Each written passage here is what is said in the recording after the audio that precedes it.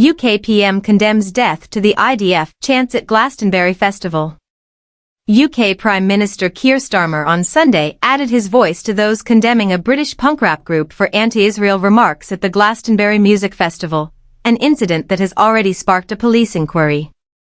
Bob Vylan led crowds in chants of death, death to the IDF, a reference to the acronym for the Israeli military, during their set on Saturday.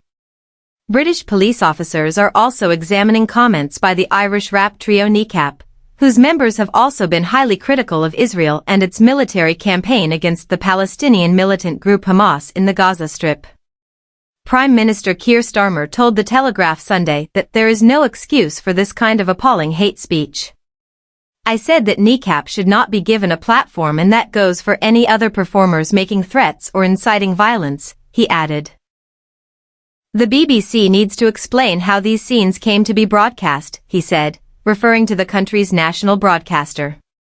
One of Kneecap's members wore a t-shirt dedicated to the Palestine Action Group, which is about to be banned under UK terror laws. The festival's organizers said Bob Vylan's comments had very much crossed a line.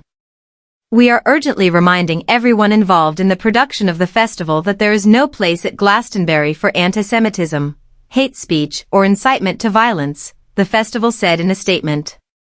Avon and Somerset police said Saturday that video evidence would be assessed by officers to determine whether any offenses may have been committed that would require a criminal investigation. Life is sacred. The chants about Israel's military were led by Bob Vylan's frontman Bobby Vylan, and were broadcast live on the BBC, which airs coverage of Britain's most popular music festival. "I thought it's appalling," Wes Streeting, the Labour government's health secretary, said of the chants. "I think the BBC and Glastonbury have got questions to answer about how we saw such a spectacle on our screens," he told Sky News. The Israel embassy said in a statement late Saturday that it was deeply disturbed by the inflammatory and hateful rhetoric expressed on stage at the Glastonbury Festival. But Streeting also took aim at the embassy, telling it to get your own house in order. "I think there's a serious point there by the Israeli embassy. I wish they'd take the violence of their own citizens towards Palestinians more seriously," he said, citing Israeli settler violence in the West Bank.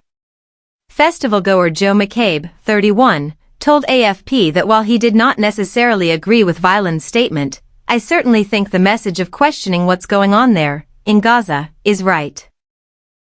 A spokesperson for the BBC said Vylan's comments were deeply offensive and the broadcaster had no plans to make the performance available on its on-demand service.